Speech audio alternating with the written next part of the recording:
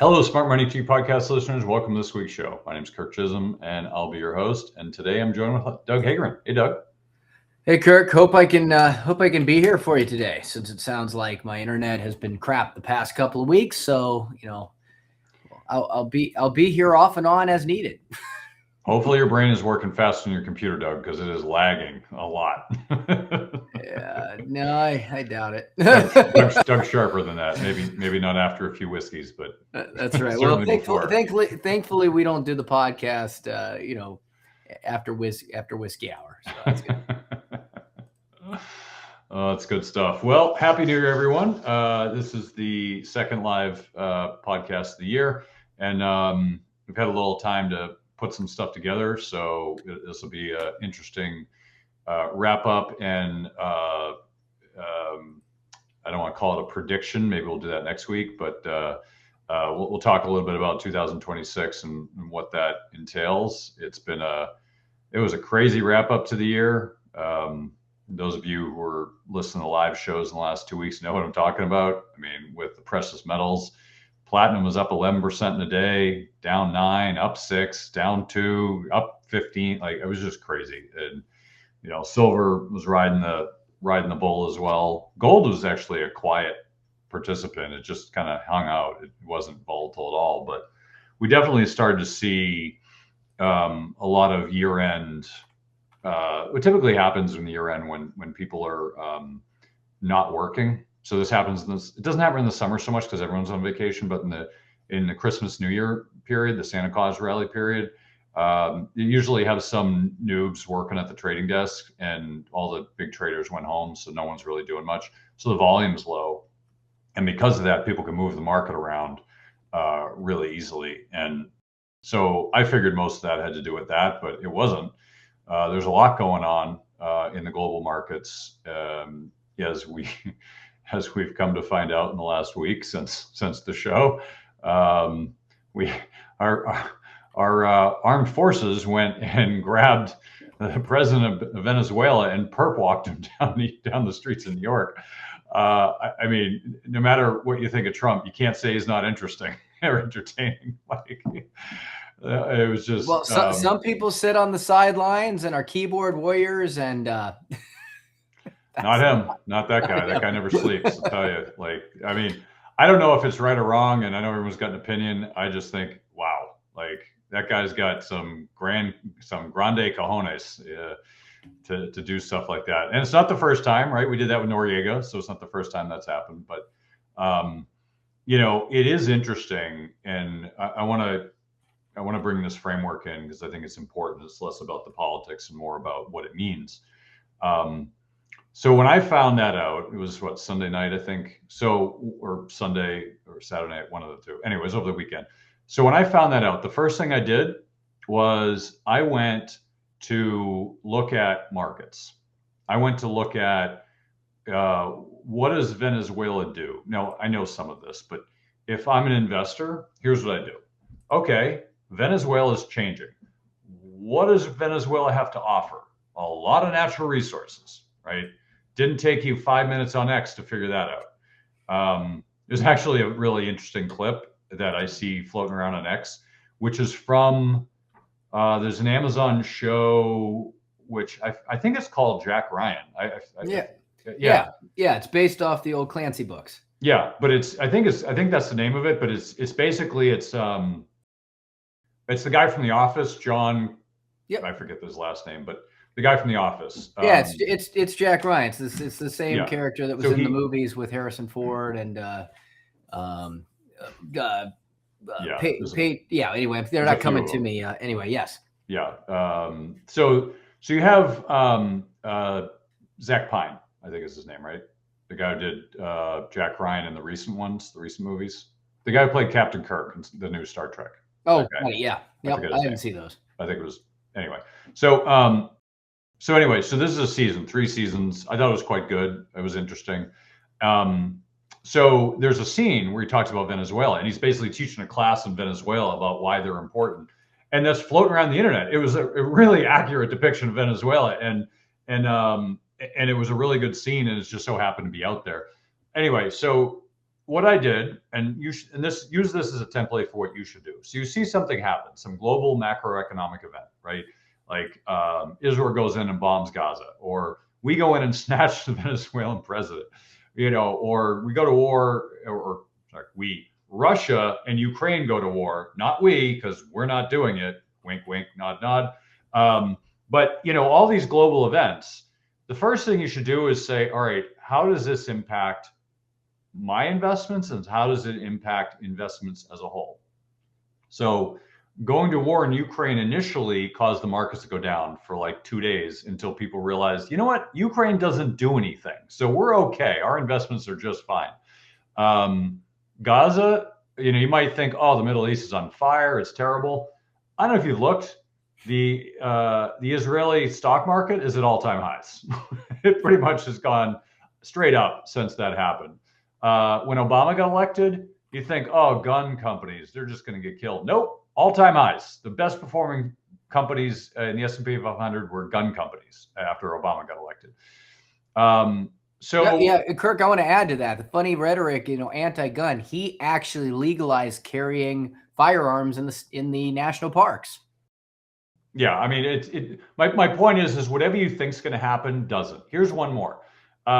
Trump gets elected. America first, right? America first, screw everybody else. What were the best performing markets and stocks in the last 12 months? In his first year of presidency, what were the best countries? Every country but the US. Virtually every country outperformed. The US was up like 17% last year. You know what? Everyone else did better. Europe, the sleepy museum that isn't doing any innovation at all, they were up like 30, 40, 50%. Different countries, different returns. The Middle East did well. Everywhere did well, except the US. I mean, the US did well, 20%, 17% is pretty good, but not as well as everybody else. So even though we're America first, what's really happened is America was last and everyone else did really well.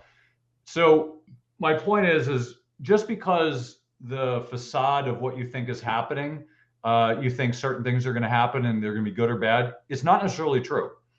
And if you want to know whether you're right or wrong, here's how you tell.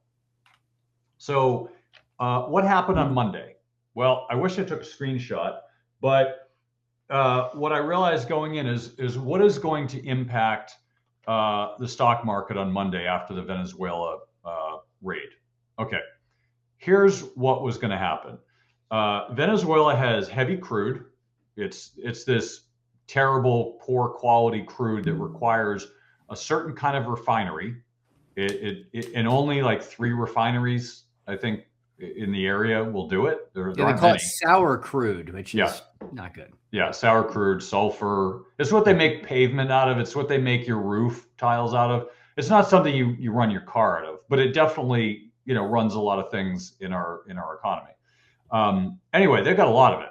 I think the biggest oil reserve on the planet, I believe, or second biggest. It's up there. And so if you look at that, you say, all right, well, that was pretty much in the toilet, and now we're going to go revive it. Well, who's going to suffer from that? Well, where do we get our heavy crude from now, our sour crude? Canada. Canada provides most of it right now. So who's going to suffer? Canada. And what else do they? What do you need to get this economy up and running again? You need infrastructure. You need Schlumberger. You need Halliburton. You need the big oil companies like ExxonMobil and Chevron. Company, I think Valero did really well. So if you look at a lot of these stocks, I just looked at all the oil companies and said, hey, what are the best performers? And I went down the list. I'm like, all right, here are the best performers. You know what the worst performers? They were up like, I don't know, between 6 and 9% on Monday. A lot of these, oil related companies. The worst performers, I only know the symbols. I don't really follow them. SU and CVE and CNRL. So basically Canadian oil companies, Canadian, sour crude companies. And if you look at that and say, okay, is that going to continue? I don't know. The next day they were down a little bit, right? Because it was a big pop. But are they going to continue? Is that going to be the trend? I don't know. I'm not an expert in oil. But you know what I'm doing? I'm watching it. I'm watching it to see what happens. Is this just a bump or is it a continuation of a trend? So when you see a big shift like this, it doesn't mean you have to jump in, because a lot of this is algorithmic and you got institutions trying to jump in and, fast movers, but there needs to be a continuation of the trend, because sometimes it'll bounce and then it'll come right back down. Because what it really means is, yeah, this is great, but it's going to take 3 to 5 years for this to impact those companies, which is probably going to be the case, by the way. It's not going to happen tomorrow. It's going to take a while. So realistically, is it going to impact? Not really. It will eventually, but not today. But of course, the market is a discount mechanism. So it's looking at the future and discounting to today, which is why the prices are higher. So what does that mean for you? It means you should pay attention to the energy sector. I don't know that it's going to change. It's been sleepy, and it may, and there's a lot of opportunity there, but for the moment it's sleepy. It hasn't broken out this year, despite the fact that that happened and it's impacted some things positively, but it hasn't really broke out strongly. We really need to see sustained upward trends in energy, because right now it's pretty much sleepy and flat. It's not a place you're going to make money right now. It's kind of like utilities. So that's the kind of thinking you should bring to investing, is how does this impact my investments? You don't need to be an expert. I don't need to be an oil expert overnight on Venezuela. I don't need to be an expert in the country. What I need to do is look at the price movements. Everyone else is smarter than you in this area. So watch what the price does. If I have a thesis, yeah, you can make a bet on it, but I would really watch the price movements, because if your thesis is wrong, you'll know really quick because the price will go against you. So pay attention to these events, see if it causes trends to change or start or stop or reverse. Check them out to see if you're in the right area or the wrong area. So I'm watching, I'm looking, I got some ideas. Like if this starts to take off, I'm going to put some plays on and I'll let it ride. But at the moment, I'm not convinced that energy's taken off. I'm not convinced this is going to do what we want. What it's really going to do is going to depress the oil prices, which I think is Trump's intention for the next 9 months, at least till the midterms are over. There's a lot of pressure being put on oil prices and they're dropping rapidly. So, you know what that's going to help? That's going to help transportation costs. It's going to help the profits of transportation companies. It's going to help the profits of these retailers. It's going to help the profits of anyone who requires oil as an input, part of their expenses for their goods. So a lot of companies could have increased profits because of this. Now, I'm not saying it's going to happen overnight, but that's how the market's reading it. So you should be watching this week what did well, what didn't, because that is going to be instructive, because you may have missed something and say, why is this going up? And then you can reverse engineer it and say, oh, ABC's happening. This is how the market's reading it. Let's take advantage of that. Okay. So keep that in mind as a template. We talked about it in the last 3 months with gold and silver. We use the same template. Why is it happening? I don't know, but it's happening. Oh, central banks are buying a ton of it, and the institutions are buying a ton of it, and the banks are buying a ton of it, and so on and so forth. You don't have to know the reason. You can back into the reason, but what you really need to know is that it's moving, and is it fundamentally sound? I don't know, but you need to make sure that there's follow through on the price. This is a public service announcement. Hi, my name is Kirk Chisholm, and I'm with the government, and I'm here to help. Doesn't that sound reassuring? Well, let's talk about how they're helping. The government needs your help to make our money worthless again. PPP loans, student loan forgiveness, helicopter money. Let's keep the party going until our money is totally worthless. Don't think it can happen? Sure it can. Just ask Zimbabwe, Venezuela, Greece, Germany, Hungary, Greece, Yugoslavia. Did I say Greece? As a loyal listener to their show, I want to give you free money.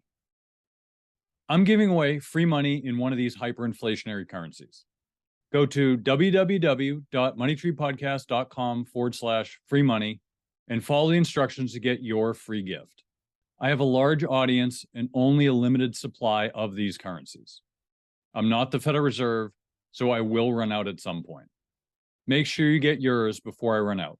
Go to moneytreepodcast.com/free money. Follow the instructions and get your free money today. What are some of your thoughts, Doug?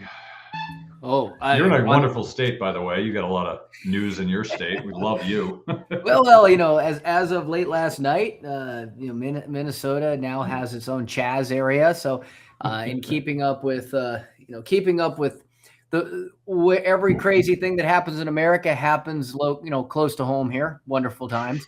But I actually have a few things to say about about Venezuela. And I think the real thing to really watch here is the impact to China.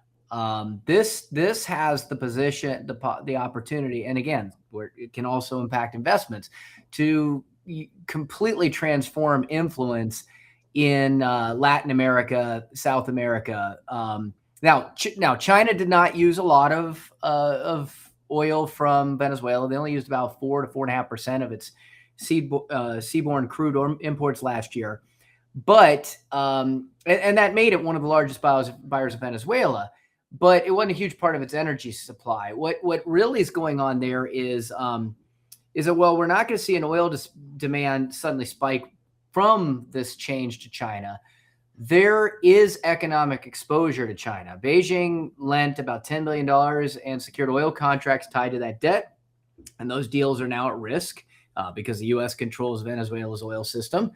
The state oil companies, investors had stakes in joint ventures that now are going to, face a very tough position at the table for renegotiation or impairment. The other thing too is that China's broader energy strategy, that could cushion the blow. I mean, China's less dependent on their oil because it has diversified suppliers. Middle East, Russia, Africa. Oh, by the way, Iran's falling as well. Crude oil from other countries can substitute, but here's the real issues. It's a geopolitical message. The move isn't just about oil. It's rolling back that influence in Latin America. But it does create some potential hurt on China from a cost standpoint. China's economy runs on razor thin industrial margins. How do they beat America? They have manufacturing margins that are extremely compressed, and even more so now with weak global demand, overcapacity, and price competition. Energy is a non-trivial input cost for steel, chemicals, cement, shipping, refinery. But when the margins are 2 to 3%, a 3 to 7 barrel increase in effective crude cost is not noise. That's margin destruction for China. The Venezuelan crude was cheap because it was a discounted depth. So China was getting these barrels at steep discounts due to sanctions, risk, and quality issues. And so what it creates is China still has other sources, but when they're dealing with razor thin margins, the average input cost then goes across the system, which can be deadly in a low margin environment. If they have to turn to other sources, they can replace with Iran, Russia, and Middle East heavy crude. But again, we know what's going on in Iran right now is a good chance with what's going on over there, which, now if anybody hasn't been watching the news, likens what happened with the fall of the Berlin Wall. There is rumors that the Ayatollah and the mullahs are now in Russia, that they've left. I mean, it's under potential collapse. There's a possibility that Iran could now side again with the West as it had before. So now you've got discount fluctuation, sanction evasion would cost money, shipping distances, insurance premiums rise, all of that. Where are you going to feel it first? Well, the refiners are going to feel it first, especially independents. And then you're also going to, China's edge has been buying the cheapest possible feedstock. Even if they lose these discounts, they now have to turn through to all these other areas. They're going to have to pay, economic, real prices. And if they're doing this in a weak demand deflationary environment, they can't just pass that through. They can't just raise prices. Temu isn't going to work, Export markets won't accept it. Domestic consumers won't absorb it. So I would say that if I just wanted to summarize, another place to look is if you're looking at geopolitical investing, this is going to be very interesting to watch Latin America and to watch China as a takeaway from this as well. Yeah, no, it's a great perspective. I think there's a lot that And I'm just going to put this out there too, because there's a lot of speculation about what's going on and what happened and what will happen and why it happened. And I'll tell you, as there's some things Trump is very transparent about. You might not like what he's doing, but he's doing everything he said he was going to do.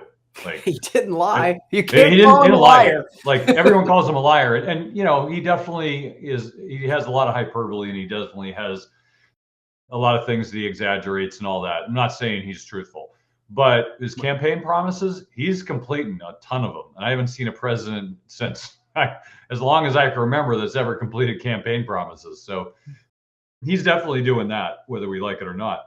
So, but I don't think we can fully know the ramifications of this. There is some talk that this is a get out of our hemisphere kind of move to China and Russia. It's like, this is our hemisphere, get the hell out. The problem is, and actually I listened to, there was a podcast I listened to this morning with Tucker Carlson, and I know the liberals are like, you can't listen to that guy. Just hear me out. It was actually a pretty good dissertation on the transference from republic to empire. And what it was talking about was that we're making some bold moves. We're in the past 70 years, whatever, 80 years, we've still been an empire, but we were apologetic about it. And we hid the fact that we were doing it. We did it in secret. Now we're just overtly doing things. And while that's good in some ways, it's bad in other ways.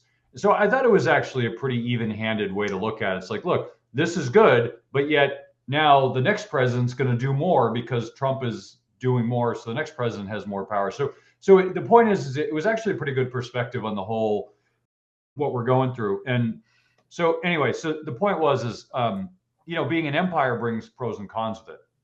There's pros because you kind of do what you need to do and you say, hey, this is what we want and we're taking it. And Trump said, we're taking it for the oil. Okay, well, he's honest about it. Like usually we hide it and say, oh, it's genocide and they're Nazis and there's some bullshit reason, which is, why people are fighting Ukraine. No, we came for the oil. That's why we're here. Okay, at least you're honest about it. I think there's more to it though, but at least there was some honesty there. So here's what you should think about. There's going to be a reshuffling of the deck chairs.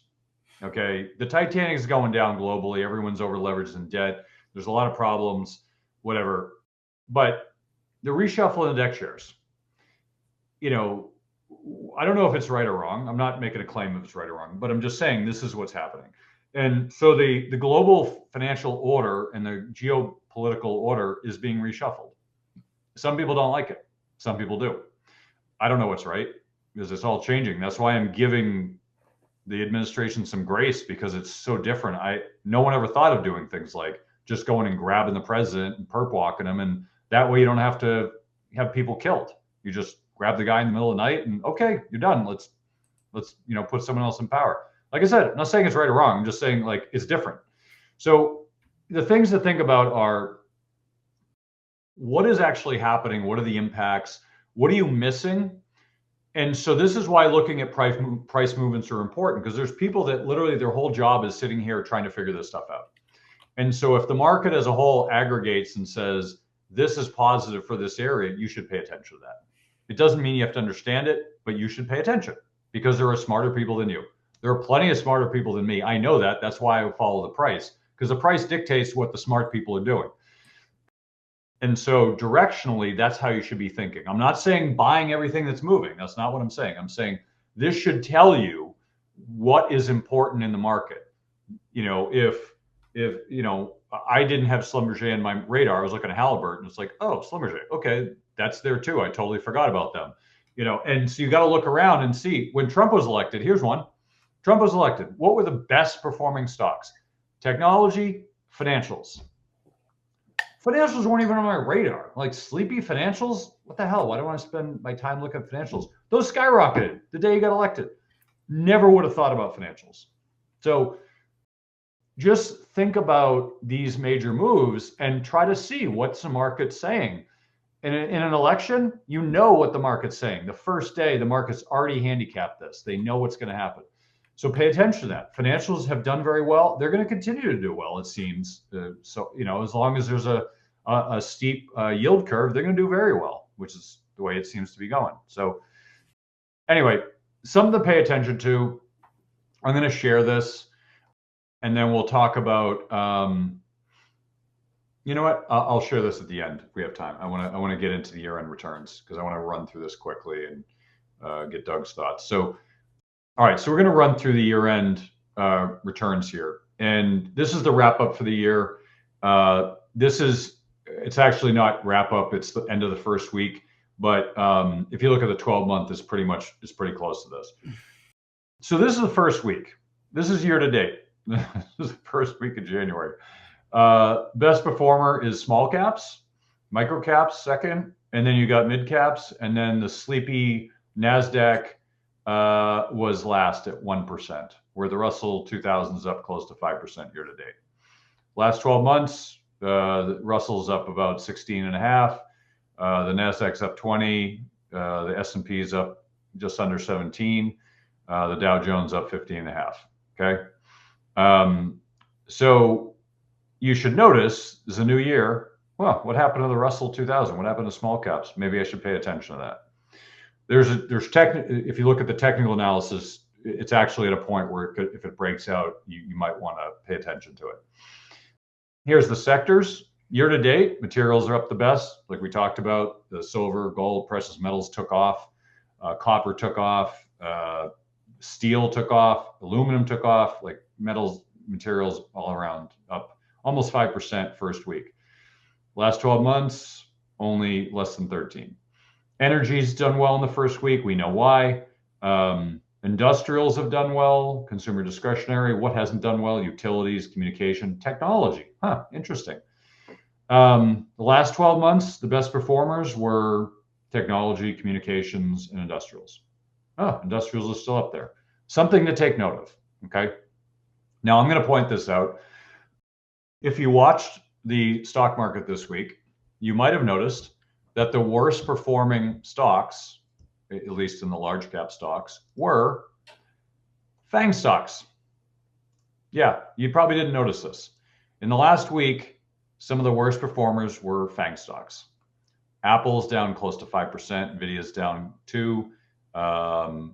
Amazon was up a lot. Amazon was up 8.5%. Google's up 4.5%. Microsoft's more or less break even. But if you look at like the worst performers, AMD did poorly. You got some computer hardware didn't do well. So the worst performers were places you wouldn't have thought of. You never would have thought some of those stocks. GE Genova did well last year, and it was down like 8%. So there's some surprising ones in the first week, but just keep in mind that you think FANG stocks are always the best. They're not. And right now they're actually out of favor in comparison to all these other areas, right? They're at the bottom. There's just no return, close to no return this year, and everything else is up big. So this is the first week. So just keep that in mind. I'm not saying they're bad. I'm just saying keep in mind that they are they're not the best performers, and you need to watch what's performing well. These are the different industries. Year to date, oil service, obviously because of Venezuela. Gold miners are still doing well. Aerospace defense, shocker. Trump just declared they're going to change the military budget from 1 trillion to 1.5 trillion, and he's got Congress approval. All right, let's buy the defense sector. That's all I got to say. Excuse me. Yeah. Don't watch out for Raytheon. He didn't have a lot of good things to say about Raytheon, which I thought was actually amusing. The fact he called out after he came out and said we're adding $500 billion of defense budget. By the way, Raytheon, we're not giving you any because you guys aren't doing your job. Like, whoa. Anyway, I give him credit. You know, it's how you do it. You shame people into doing what they should be doing and stop wasting money and do your job. So kudos to him for those comments. But, you know, if you look at the worst performers, media, sports betting, you know, internet, insurance, drugs. So, you know, last year, some of the best performers we're looking at, gold miners up 155%. You know, quantum computing is up 40, semiconductors up 50, Nuclear energy up 55. That's a sneaky one we've been talking about. Solar's up 40. Artificial intelligence up 30. 30. Cannabis, another sneaky one people weren't really talking about. Food and beverages down. Oil exploration was down, and healthcare providers are down. So, just keep in mind, healthcare is actually an interesting sector that people aren't paying attention to. It got beat up last year quite a bit, and then it bounced back pretty hard. But these are just kind of the areas that are doing well versus not well in the last week, in the last 12 months. Size, small cap's doing the best. Size does matter in this way. Small cap value is doing better than growth at this point in the year. Although last year growth did better, but at this point, value is doing very well. Major commodities, precious metals are doing the best. Ag and energy are doing the worst. If you look at regular commodities, uranium's doing great. I mean, up almost 16% in the first week of the year. Woohoo! That's all I got to say. But last year, things that did the best, precious metals. Precious metals by far did the best. Things that did the worst were basically ag. So if you look at wheat, soybeans, agriculture did the worst last year. In a market where everything did well, ag did very poorly. Natural gas did poorly as well. If you look at global markets, here's what we were talking about earlier. South Korea was up almost 100% last year. And they were up they're the best performing market in the first week. They're up almost 10%. How is North Korea in comparison, Kirk? I don't know if they've been able to sell those trains that they stole. When you shoot off all your missiles, you don't have any assets left. You're shooting your only asset. Well, hey, maybe that's why uranium prices went up. Yeah, it could be. Maybe they need more with I don't know what they're buying it with, but maybe with human lives and organs. I don't know what they're selling now. Anyway, so best performers so far this year: South Korea, Turkey, Israel. Once again, Israel. Last year, Israel's up 50%. Despite what happened, Israel's up 50%. Okay. One of the best performers, Italy up 50%, Mexico close to 50, 73% for Spain, 70% for Vietnam, Canada's up 33%, Switzerland, what do they do? Chocolate and watches, like they're up 28%. Where's Germany? They hold gold for everyone. Yeah, I know. Yeah, they do banking. That's why they make all the money. Germany. So Germany's up 33%. I mean, if you look at the world ex-US, which means the global economy minus the US was up 30%. The S&P 500 was up 17. The global economy trounced us last year, and Trump was America first. This is the lesson. The only countries that didn't do well, Saudi Arabia didn't do well, India didn't do well, which is a shocker because India should be getting a lot of our stuff we're pulling from China, but for whatever reason they didn't do well. Australia didn't do particularly great. And Turkey didn't do particularly great last year. But just keep in mind, there are markets outside our borders, and they're doing quite well. And there seems to be a trend where they might continue to do well. South America didn't do as well, but if you look at, where's Brazil? I can't see. Anyway, here's Brazil. Brazil was up 43%. So you look at South America, you might want to check that out because of Venezuela and maybe wink, wink, nod, nod, Colombia. So Magnificent Seven, as you can see this year to date, have not done well. Last 12 months, obviously they did well. Google, Alphabet, NVIDIA did pretty well. Let's see. And I think that's it for the year-end review. So the question you should ask yourself before I give it to Doug is, what are these areas were you in? And did you notice? Because precious metals didn't go up 150% in the last month. They went up pretty much like an upward diagonal line until September when they went straight up and then they went sideways. But you made money in the first half of the year before anyone knew about it. Same thing with precious metals. Same thing with financials actually did pretty well last year. But my point is don't be asleep at the wheel. We're in a new year. I'm still waiting to see what happens in the first week or so because there's actually been a lot of volatility despite like NASDAQ hasn't gone anywhere. Like it's still going sideways. It has not broken out higher. And the market is going higher. NASDAQ isn't, which to me is a head scratcher. Not in a bad way, but more of a, isn't that interesting kind of a way. So keep in mind, you don't always have to be in tech all the time. It doesn't always go up. There are other parts of the market that do well, and you might want to pay attention. So anyway, what are your thoughts, Doug? What are your thoughts for the year, and what people should be thinking about? Yeah, I think there's a lot to go with that. I think one of the things that that stands out to me, and you're not going to like this, Kirk, because I'm going to have to give maybe a little bit of credit to your nemesis, Peter Schiff. And I know how much we don't speak that word on the show. That's a naughty word, Doug. We don't use that word. However, in his defense, bullionvolt.com. I have a chart on this. Don't give him credit on the show, Doug, please. Yeah. That's What'd you say? Don't give him credit on the show, please. Don't give him a website. All right. Well, I don't want people to lose money, Doug. Come on. I want people to make money. To people out there that might possibly be following other names that are very vested in their opinion, I have actually a graphic if you want to put up talking about kind of where gold has been. This comes from investing.com, Yahoo Finance. You have 50 million charts, Doug. You're gonna have to be more specific. I know. Repost it. You can let me share, Kirk. I'd be happy to share it. But gold. So it's an image that shows gold or stocks and the value of $10,000 over 25 years. In the year 2000, you invest $10,000 in gold or the S&P 500. Your returns by 2025. If you were in the S&P 500, you would have done okay. You would have ended up with $77,495.83, which is, by all intents and purposes, a wonderful return. Now, how do we compare that to gold, though? On the other hand, gold during that same time would have grown in value to $126,596.38. Now, this isn't all necessarily recently. A lot of this comes in two major spikes that coincided with gold. It took from 2000 to 2012.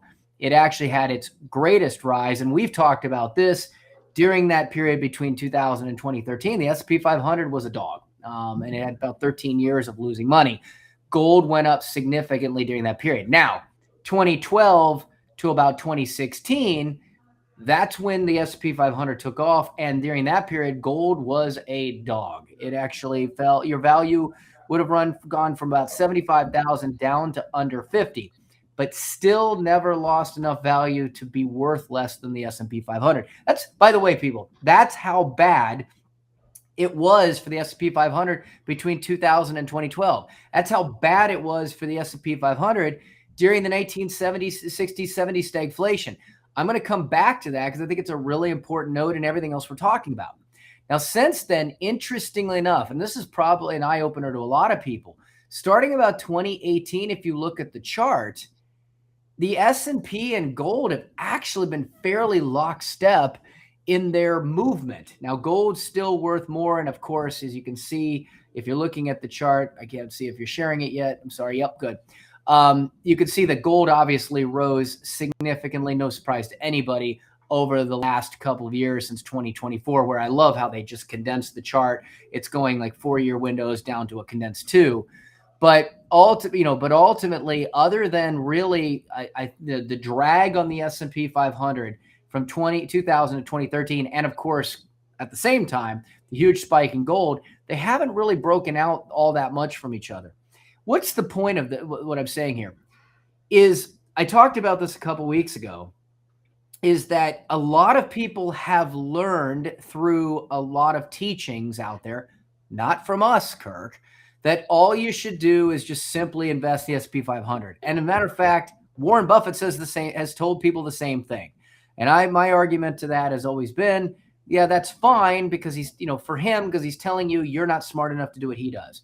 The reality of it is that the S&P 500 does go through long durations that we've seen over the last 50, 60 years of underperformance. Now, where am I going with this? You just talked about how poor FANG, and of course, in FANG, we have the Magnificent Seven being a magical part of that, mostly the same names of companies. But they're not doing very well right now. And the S&P 500 is not we actually saw, if you actually go back to if you look at the charts you showed earlier, one constant over that last year was the Dow. The Dow did pretty well last year. The Dow has started out pretty well this year. Now, is it a great gauge? Absolutely not. It's 30 stocks, but it is a true indicator of the value of those 30 stocks. The S&P 500 is not. The S&P 500 is, and if you're listening to this podcast, I hope this means that you don't go to FinTwit for your advice, but you'll see plenty of people out there on social media telling you, you can always tell the fools when they say, I would rather, why would I invest in anything? I'll just invest in 500 stocks evenly as a gauge of the market. That's not how the S&P 500 works. The S&P 500 is weighted based off the largest market cap companies in the S&P 500. So why am I saying this right now and I don't, again, I'm not making a prediction, but when we talk about the last couple of years, and it is without a doubt, if you've ever heard something called the investment quilt, which is where you can kind of look at what does well one year to the next. And a lot of times you'll see what's good one year is at the bottom of the other. And every asset class is colored differently. That's why they call it like a quilt, like a patchwork quilt. It has not worked very well the last couple of years. For a while there, it wasn't working because if you go back to 2013, emerging markets were booming and they were always at the top, but they have fallen off, and they've fallen off hard since then. They're coming back recently. If you look at S&P 500 recently, over the last, 10 years, you really can't beat it. But what's happening now, and I talked about this a couple of weeks ago, is that if you look at the history and use, again, one economic theory, Fama French, you look at that in terms of how diversification, the impact on outcomes, they have done some studies that show that if you have retirement income, if you're relying on your assets, that a diversification of many asset classes has had the best possible return of outcome of income. Now, Kirk and I would both disagree that you should just sit in that static. You really have to watch what we're talking about. But if you're also doing the same thing by just sitting in the S&P 500, the reality is there's a high probability that your longer term goals may not meet what you're expecting them to meet. Because if we go through another stagflation era, we go through another 2013 at some point, even if the Mag 7 underperform, it could cause the S&P 500 to start lagging significantly around the rest of the market because it does not have exposure to a lot of these other things. So this may be a time to start watching closely as to what worked before may not work now. And I think we're starting to see that a lot of macroeconomic scenarios are absolutely, are starting to come at play that definitely lead to this might be that shift that we've been talking about coming eventually for a long time. Hold on a second here. I closed out my window, so I can't see the rest of my my stuff out there. So I'm just kind of I'm going to turn it back to you while I look at it, Kirk. All right. While you're getting that, Doug, I'm gonna call the cops on you. I know they're busy dealing with all the people in your state, but I'm gonna call chart crime on this. Yeah, you should. And I posed that for I've set that up for you. It's a good chart. It's a good chart. I like it. Is very accurate, except for one thing. What's not told in this is that the very point where they started this was the very low point of gold in like the last 40 years or 50 years. I think it was late 99 was the very low point of gold. It was like $250 or $300 or something like that.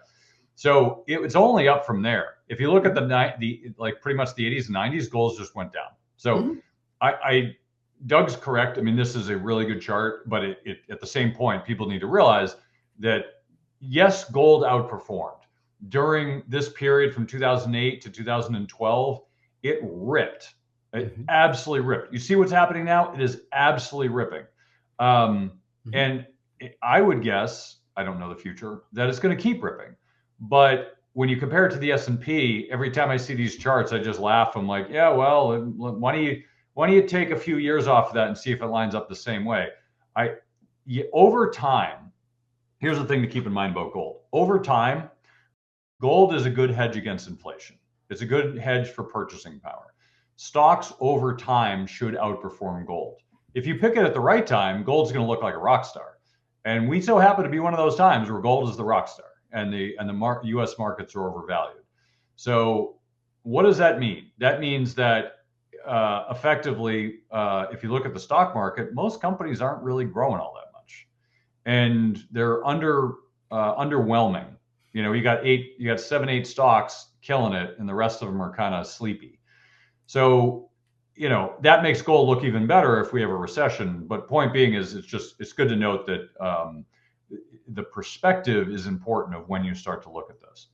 I'm going to share. What was that? Okay. I'm going to share a few companies that I wanted to also share, and then some perspectives for next year, and we'll let Doug wrap it up. And while you're pointing that out, I want to say too, I mean, we are talking about a 26-year duration, a long duration of that outperformance of gold, which is for a lot of people their entire investing lifetime. It's a quarter of a century. And at this point, you're seeing the late term of that 26 years, gold starting to exponentially increase. So could it be a new normal over before? Yes. But the other chart also showed that significant dip that happened in the middle. If you look at the standard deviation of gold historically over the S&P 500, you can see in that chart, even with the lag, gold has been more volatile than the S&P 500 has over that period. The other thing too is that major start of that spike of gold between 2000 and 2013 was actually in a relatively low inflationary period, which again counters a little bit of the direct correlation between gold and inflation. But things, times change, things are interesting. I don't see precious metals, given the circumstances that we're in right now and what we've talked about the last couple of months. I don't necessarily see it continuing to blow up. I can't guarantee it, but I certainly don't see it coming down to earth rapidly either. Now, that is a play geopolitically that China could choose with silver. And by the way, they are one of the biggest holders of gold.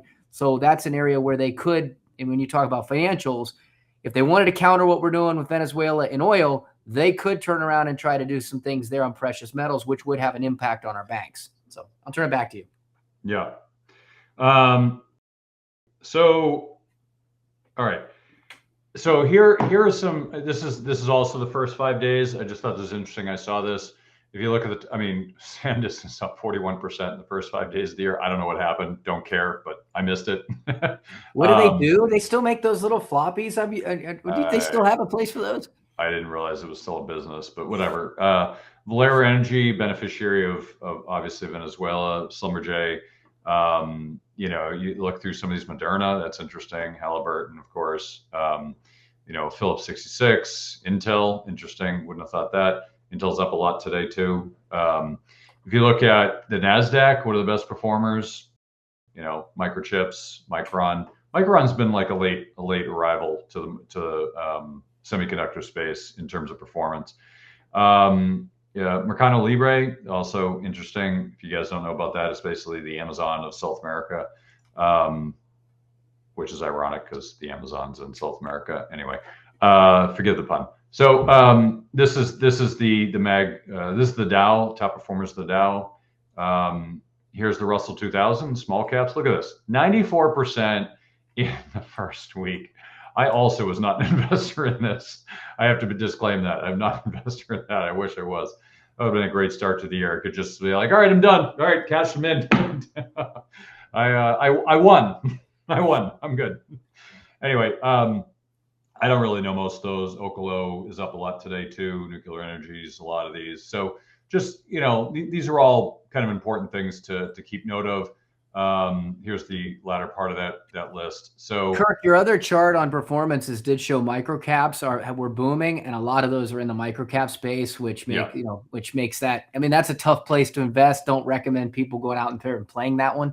Definitely don't. Yeah, we're not recommending you get into microcaps. If you do it, you should probably use an ETF if you're going to do it at all. I actually don't particularly like microcaps, but they are an asset class, and if you like them, that's great. I saw this. We'll talk about this next week, but I wanted to show this. It's Bespoke.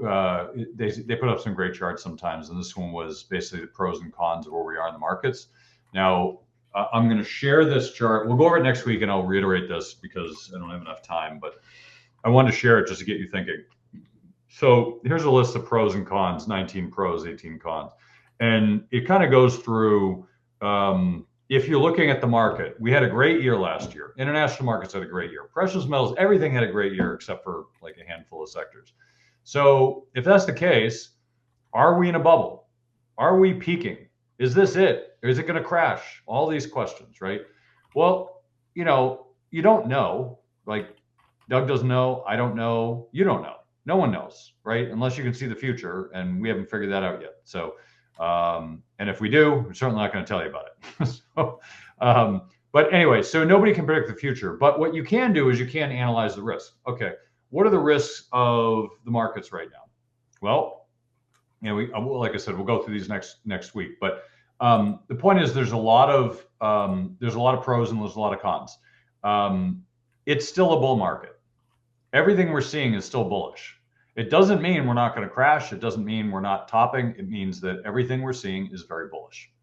We're in the year 2 of a presidential cycle, which is not bullish, but Trump is different.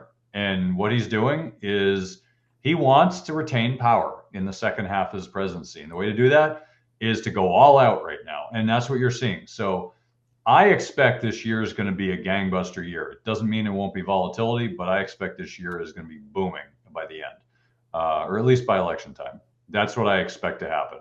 And Trump's no dummy. You might not like him, but he's not stupid. And he wants to retain power. And the way you do that is by making everybody feel good, doing all your campaign promises, coming up with jazzy stuff, entertain all this stuff. So just keep that in mind. I'm somewhat bearish. Like I'm looking at it, I'm like, I don't like it. The market's feeling like it's on the edge of recession.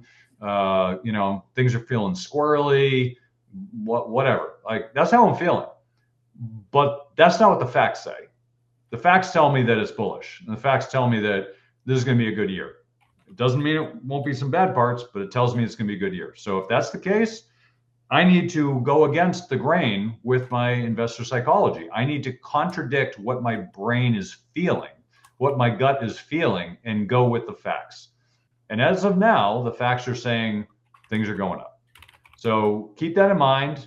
You might be afraid of all the 100, 150% returns you got on precious metals or some of the other crazy stuff that happened. That doesn't mean it's going to stop. So I'm not saying put all your money in it. I'm just saying that if you're riding the bull, I'm not sure now is the time to get off. But you should be knowledgeable and aware of the risks you're taking. If you're uncomfortable, take a little off the table. If you had a good year, if silver's up 140% and you made that, take a little off the table. Who cares? Make yourself feel better. You want to be able to sleep at night. If you can't sleep at night, it's not a win. Doesn't matter how much. I say this all the time to clients, but what good is money if your life stinks? If you're up anxious all night, worrying about your stocks and whatever they're doing, sell down to your sleep level, right? Sell down to your sleeping level. That means sell down until you can sleep at night without worrying. That's what you got to do. So find ways to do it. If you have questions, you can always call us. We do a lot with risk management. I know a lot of people have called me last week because we talked about this. We specialize in risk management. If you need risk management, call us. That's what we do. That's what we specialize in. Shoot us an email, and we'll talk about, if we can do that with your portfolio. But we'll just have a friendly conversation if you're interested. Anyway, Doug, final thoughts. You can take us home here. Yeah, Kirk. No, I appreciate it. Final thoughts on, as it comes to me. Let's zoom all the way out. FANG is down. Gold is up. Iran, Venezuela, they're wobbling. The S&P right now kind of lagging. Small caps leading. That's not chaos. I would call that's rotation under pressure. Okay. And while the markets debate bubbles and peaks, and families are dealing with something that's, while the bubbles debate markets and peaks, family are dealing with something that's far more concrete. I mean, a couple of things I didn't get into today, but I've got some charts on this we can go into later. Raising a child now runs roughly $20,000 to $40,000. Okay. And by the way, you know, one of the most expensive places right in your backyard, Kirk. College is consuming, you know, 40 to 70% of median household income in large parts of the country. The American dream is now over $5 million lifetime price tag. That does, before you panic, that does not mean that you have to have $5 million to saved up to retire. It's all the cost of everything. The retirement minimum is going to be north of 1.6 million, assuming nothing goes wrong. And the reality is that's not euphoria. That it also isn't leverage fueled excess. That's math squeezing margins, household margins, corporate margins, all getting squeezed at the same time. And so when we look at inflation, when costs rise faster than wages, another chart that I have that we didn't get into today is talking about the number of, you know, what degree that you have, and we'd love to talk about. Everybody can just go to trade schools now, but the reality is that, you know, depending on what kind of level of education you have is a big indicator of whether or not you're going to make more than $20 an hour. And there's, you know, I also have a chart that shows the number of jobs that they plan on disappearing, like cashiers. So when wages are getting compressed in areas, when cheap capital is continuing to disappear, when leadership rotates instead of expands, what happens is eventually we don't necessarily get a clean crash. What you get is stress, trade-offs, bad sequencing, and there's a risk that nobody's talking about. And that's people are trying to fund retirement income and college using the same old growth-only playbook, hoping that markets bail them out on a schedule. I've said it before, hope's not a strategy, timing's not a plan, and volatility, that is the wrong risk to focus on. The real risk is running out of your flexibility. So in a world where colleges compete with retirement, cash flow matters more than account balances, and the American dream continues to get more and more expensive. And you talked about healthcare, that's going to continue to get more expensive well beyond that inflation. The winners won't be the boldest forecasters, they're going to be the best planners. So better retirement is going to come from income structures, smarter college funding strategies, and assets with jobs, not just tickers. And that's going to change. And you need to be actively involved in watching that, because markets aren't going to ring bells at the top.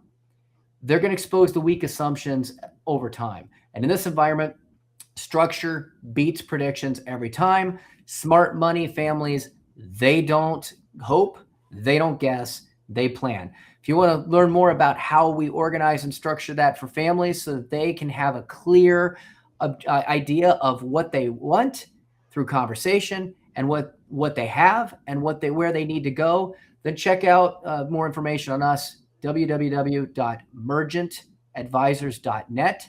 That is MERGENT, mergentadvisors.net. Awesome. Well, thanks for coming on, Doug. That's the show for this week. Thank you again for joining us in Money Tree Investing Podcast. My name's Kirk Chisholm, Wealth Manager of Innovative Advisor Group. We don't just manage your wealth, we make your life better. You can find more about me at innovativewealth.com. And of course, you can find me every week here on this show.